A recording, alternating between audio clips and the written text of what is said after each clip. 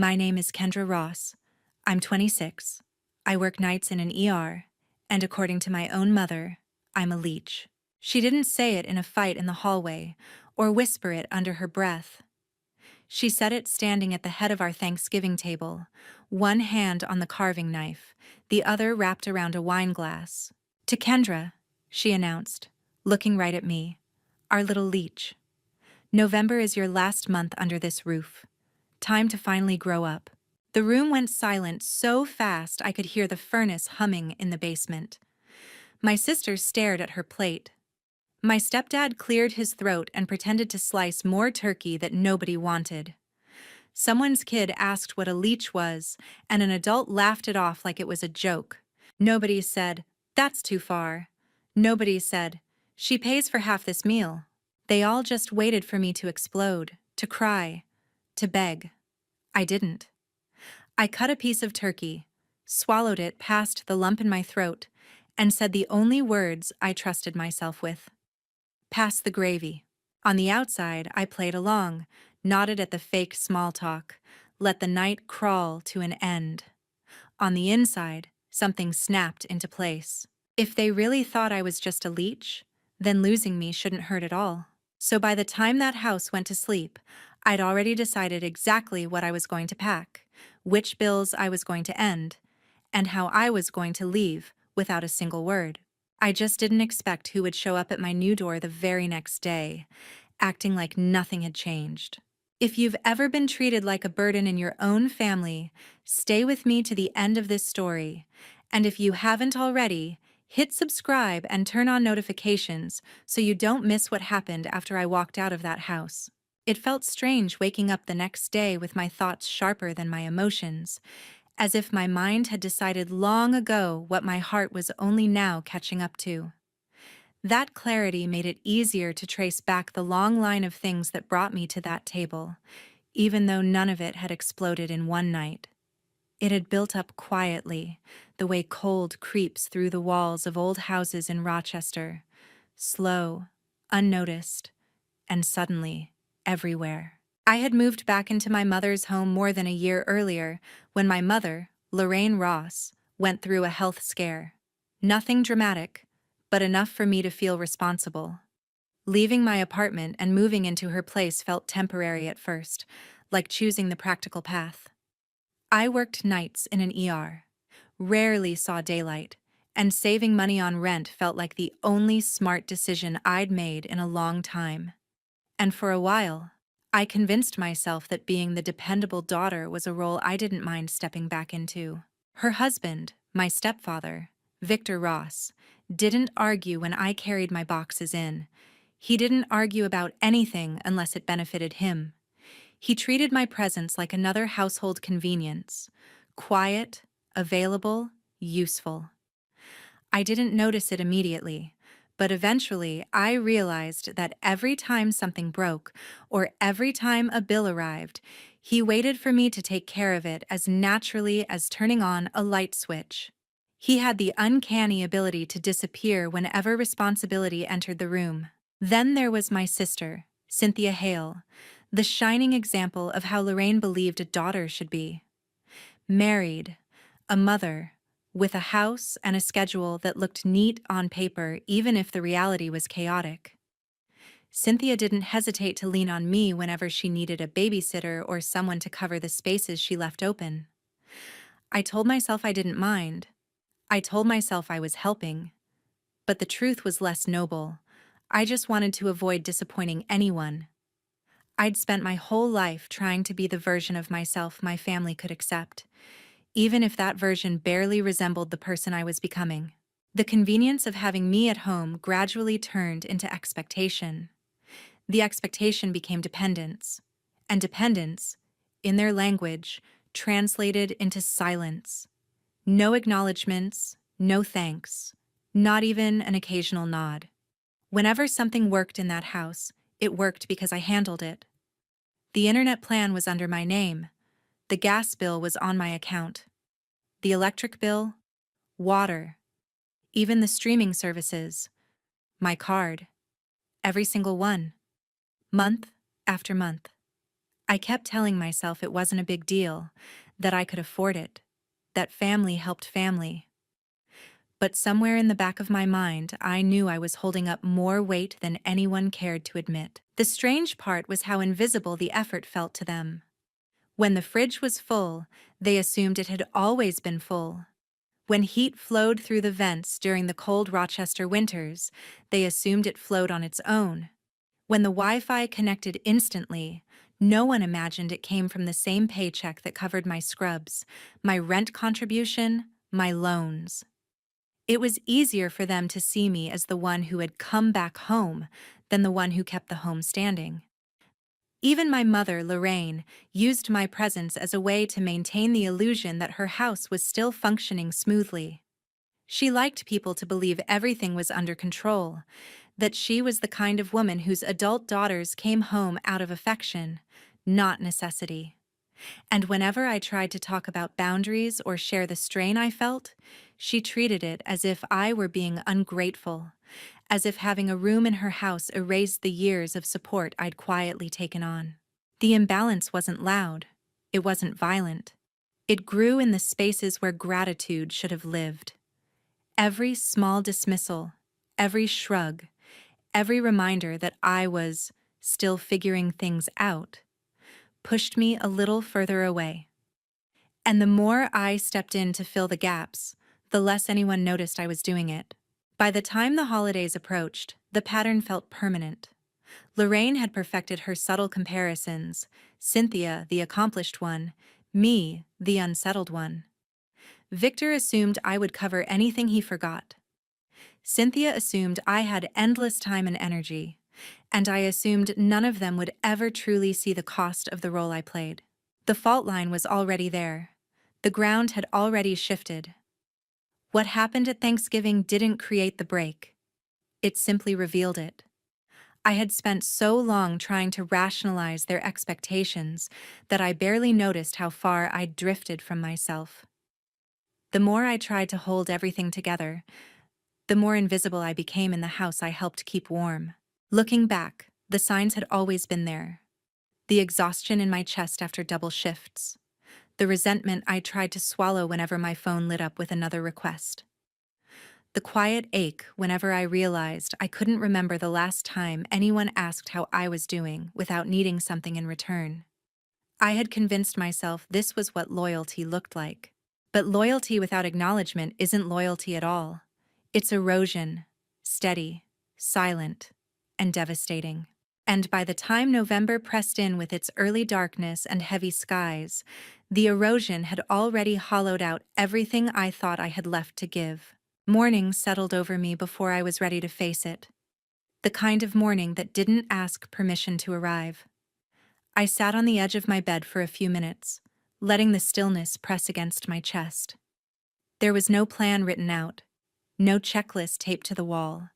Yet everything in me moved with the calm certainty of someone who had already rehearsed this moment in the quiet corners of her mind. I didn't need anger to guide me. Clarity was enough. The first thing I did was pull my laptop onto my lap and open the browser. The routine of logging into various accounts had become so familiar that my fingers moved without hesitation. The internet service was under my name, the one bill I had never missed. I stared at the account page for a moment, not out of sentiment, but because it was strange realizing how much responsibility I had carried without ever calling it responsibility. Then I pressed the button. Service scheduled to end. Confirmation email received a second later. It felt precise, almost surgical. Not an act of vengeance, just a boundary drawn cleanly. Next were the utilities. Gas first, then electric, then water. Each account carried months of payments I'd made automatically, never pausing to consider how unusual it was for someone my age to be paying for an entire household that wasn't truly hers. Turning off autopay felt like sliding a heavy weight off my shoulders. There was no guilt in the motions, only an unexpected sensation of reclaiming something I had given away too freely. Subscriptions came after. Streaming platforms, cloud storage, small monthly services that seemed harmless individually, but added up in ways no one else ever acknowledged. I changed passwords methodically, one after another, marveling at how quietly I had set up the digital world the entire household depended on. None of them had ever asked where these conveniences came from. They simply assumed they existed. When my accounts were handled, I finally turned to the room itself. Packing didn't take long. I owned fewer things than most people my age, partly because my schedule left little time for hobbies, partly because living with my mother made me feel as though the space wasn't truly mine to fill. Clothes, work scrubs, a few books, a shoebox of letters, a folder of financial documents. Everything fit into 2 bags and an old duffel I kept from college. I didn't linger over objects or attempt to preserve memories that had already faded. There was no need to make the moment heavier than it already was. The house around me remained quiet. No footsteps in the hallway, no creak of the bathroom door, no sound from the kitchen. It struck me how often I had adapted myself to not disturb anyone, always moving gently, always accommodating. That habit felt unnecessary now. I walked down the hallway with my bags in hand and didn't look back at the room I had slept in for months. It had never felt like a sanctuary, just a temporary landing spot in a place that used my presence more than it welcomed it. I set my keys on the kitchen counter. Not carefully, not dramatically, just placed them there so there would be no question later. If they wanted to know why the heat flickered or why the Wi-Fi stopped working, they wouldn't be able to pretend they didn't understand. The keys made a soft sound against the counter, a tiny punctuation mark at the end of an unspoken sentence. Leaving the house felt different than I expected. I had imagined tension in my chest, a final surge of doubt, maybe even a whisper of guilt. But the air outside was cold and clean, and the weight I anticipated never came. It wasn't an escape. It wasn't even defiance. It was simply the next step in a truth I had already accepted, that I couldn't keep living in a place that saw me as a placeholder rather than a person. I loaded my bags into the back seat of my car. The engine started without hesitation, humming in a way that felt reassuring. The streets of Rochester were quiet, the kind of quiet that usually made me feel small. But today, it felt like space. Room to breathe, room to think, room to exist without being measured against someone else's expectations. As I pulled away from the house, I didn't check the mirrors for a final glimpse. The life behind me wasn't something I needed to memorialize. The only thing that mattered was the path ahead, however uncertain or imperfect it might be. And for the first time in a long time, the uncertainty didn't scare me. When I reached the small apartment I'd secured earlier in the week, I carried my bags upstairs one at a time.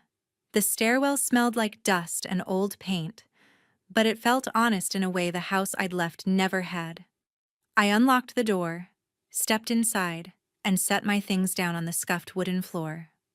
It wasn't much, but it was mine. Every crack, every imperfection, every inch of space belonged to me and no one else. There was no need to declare anything or assign meaning to the moment. Standing in that quiet apartment, I simply allowed myself to exist without carrying anyone else's weight. And for now, that was enough. The evening settled in quietly, the kind of quiet that doesn't ask for permission, just spreads itself across the walls until it becomes part of the air. Standing in the middle of my new apartment, I realized how unfamiliar the silence felt. Not uncomfortable, just different, like discovering space I hadn't known I needed. There were no footsteps overhead, no clatter in the kitchen, no murmurs drifting down a hallway. Just the soft hum of the radiator struggling against another cold night in Rochester. I sat on the floor with my back against the wall, letting the emptiness of the room wrap around me. The place wasn't much. The paint was chipped in spots, and the floor curved just slightly near the entryway, but it grounded me in a way that made the chaos I'd left behind feel distant. The simplicity felt earned, For once, I wasn't trying to shrink myself to keep from intruding. I didn't have to calculate how much noise I made or consider how anyone else might interpret my presence. This was the first space in years where every corner belonged to me. My phone buzzed for the first time a little after sunset. The sound echoed in the apartment, sharp enough to cut through the calm. I didn't pick it up immediately. Instead, I watched the screen glow on the floor beside my bag. A message preview appeared, the familiar contact name sitting at the top. It didn't surprise me. It only reinforced a truth I'd been circling around all day. The moment I stepped out of that house, a balance they never noticed had shifted. The message was short, almost dismissive in tone, as if nothing significant had occurred. A simple question about the Wi-Fi, phrased like routine maintenance. It was strange how easy it was for them to treat my labor like a default setting, something they assumed would continue even without me physically there. The expectation itself felt heavier than the words. I didn't open the message. I didn't need to. The preview told me enough about what they were really asking. Return to the role they'd built for me. Keep their world running. Pretend none of the last 24 hours had meaning. Another message arrived shortly after, this one longer, more frazzled at the edges. Not frantic, not apologetic, just uncomfortable in a way that suggested inconvenience rather than concern. It mentioned a movie not loading and a child upset. The subtext was clear. Even in my absence, they expected my patience to stretch across the distance, to fill the holes they'd never bothered to patch themselves. I placed the phone face down on the floor. The weight of the silence that followed felt strangely liberating. With the apartment dimly lit by a single lamp I'd brought from the old house, I allowed myself to lie back and stare at the ceiling. The plaster was uneven, textured in a way that caught shadows and made them shift with every small movement of the lamp's glow. The imperfections felt almost comforting, a reminder that not everything had to be polished to serve a purpose. I wasn't looking for perfection, just a place where I didn't have to justify my existence. The air inside the apartment was cold, but not unkind. The radiator clanked sporadically, fighting to warm the room. In my mother's house, heat was something that flowed effortlessly, unnoticed, because I made sure it did. Here, warmth felt like a collaboration between the building and me, a fragile truce that made me appreciate every bit of comfort the room struggled to give. I wrapped myself in an old sweatshirt and listened to the pipes settle. Night deepened, and the glow from streetlights outside cast faint stripes across the floor. I hadn't realized how exhausted I was until my breathing slowed and the tension in my shoulders eased. The absence of obligations was almost dizzying.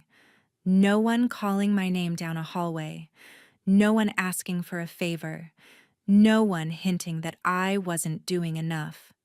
Even my own thoughts felt quieter, more contained, no longer overshadowed by the constant pressure to anticipate someone else's needs. As I closed my eyes for a moment, trying to relax into the silence, my phone lit again. The buzz was softer this time, almost hesitant. I didn't touch it. I let it fade on its own, returning the room to stillness. The choice not to respond didn't feel vindictive. It felt necessary. A way of marking a boundary I should have drawn long ago. The world on the other side of those messages no longer defined me, and I didn't owe it my energy. Eventually, I stood and looked around the apartment once more. The bare walls, the empty floor, the single lamp, everything felt like a blank beginning, not a loss. I didn't know what the next day would bring. I didn't know what adjustments I would have to make, or how long it would take before the space fully felt like home. But in that moment, the uncertainty wasn't frightening. The quiet wasn't a threat. It was a pause, a rare chance to hear my own thoughts without interruption.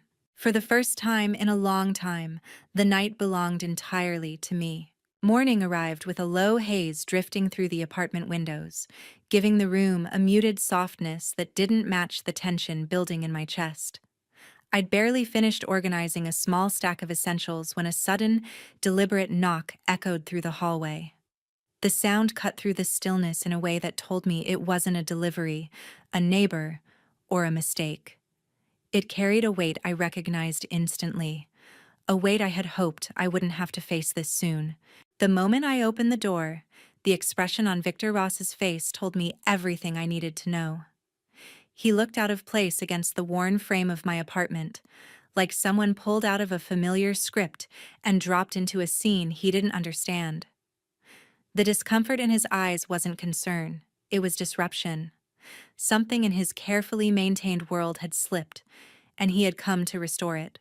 He stepped inside without waiting, scanning the apartment as if trying to measure the gap between the life he expected me to live and the one I was choosing instead.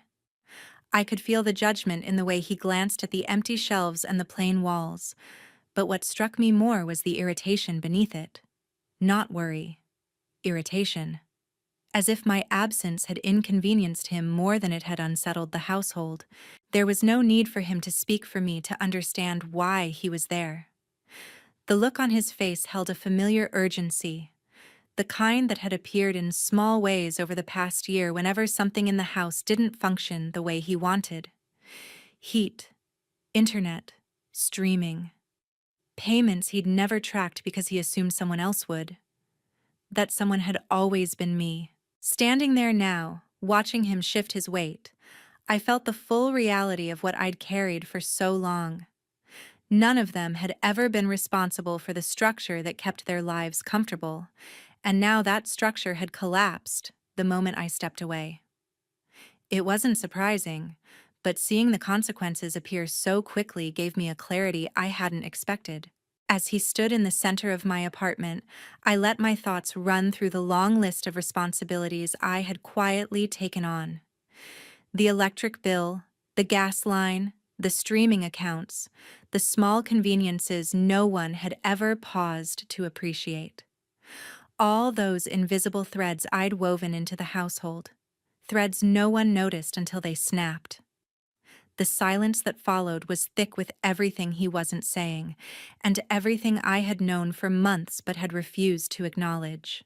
Being confronted so soon after leaving might have rattled me under different circumstances, but instead it made something crystallize inside me.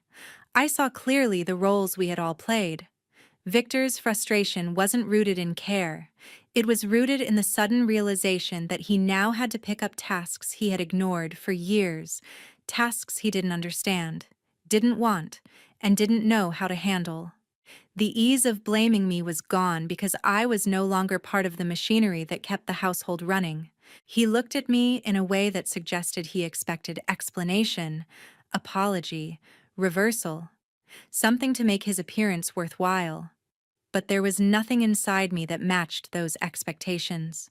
The emotional distance between us had grown steadily over time, widening every time he dismissed the work I did or the strain I carried. Now, standing inches from me, he felt like a stranger demanding access to a version of me that no longer existed. My mind drifted to the countless moments when I'd covered for the family without hesitation. Long shifts followed by late-night payments, small repairs, solutions to problems they didn't know existed. I remembered the exhaustion that clung to me on days when everything pressed down at once. My job, their demands, the silence that swallowed any acknowledgement I might have hoped for. I had been a source, a function, a tool, rarely a person. Seeing Victor here, in this place I had built for myself, made it clear how deeply that dynamic had rooted itself. The urgency in his presence didn't reflect concern for me. It reflected fear of losing access to what I provided. There was something sobering in that realization, something both painful and liberating. I didn't owe explanations to a man who had never truly seen me. I didn't owe comfort to a household that only valued me when I made their lives easier. He waited, as if expecting me to fill the silence with solutions, but silence, for once, felt like power. It filled the room with a steadiness I hadn't felt in years. Without raising my voice or justifying a single decision, I let him stand in the truth of what my absence meant. Not punishment, not revenge.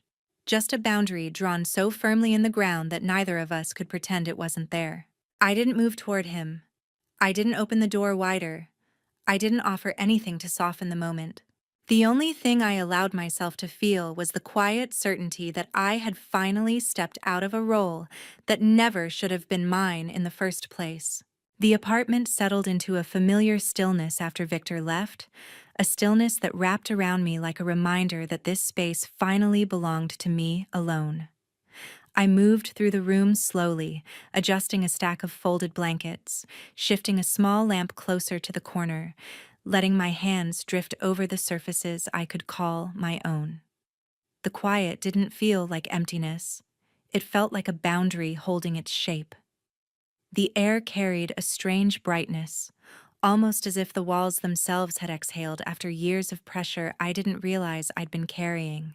I hadn't expected the house to unravel so quickly after I walked away, but the steady rhythm of notifications that began to gather on my phone made it clear how deeply my absence had cut through their routines. Each alert vibrated across the countertop like a small knock asking to be let inside. I didn't rush to read them. The mere sound of the phone buzzing was enough to tell me that someone back home had realized a new problem they couldn't fix. When I finally glanced at the screen, I saw the pattern immediately. Missed calls, text previews stacked one after another, timestamps creeping across the morning hours. None of them held anger the way I would have expected. Instead, I sensed disorientation, a quiet panic slipping through the cracks of every message. It was the kind of shift that happened when certainty evaporated all at once. The tone I recognized best was desperation disguised as concern.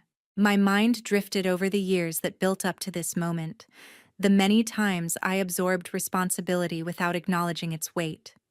I remembered evenings when I dragged myself home after shifts at the hospital, drained but still alert enough to pay attention to the things no one else noticed. The overdue statement on the counter, the blinking router, the thermostat running hotter than it should.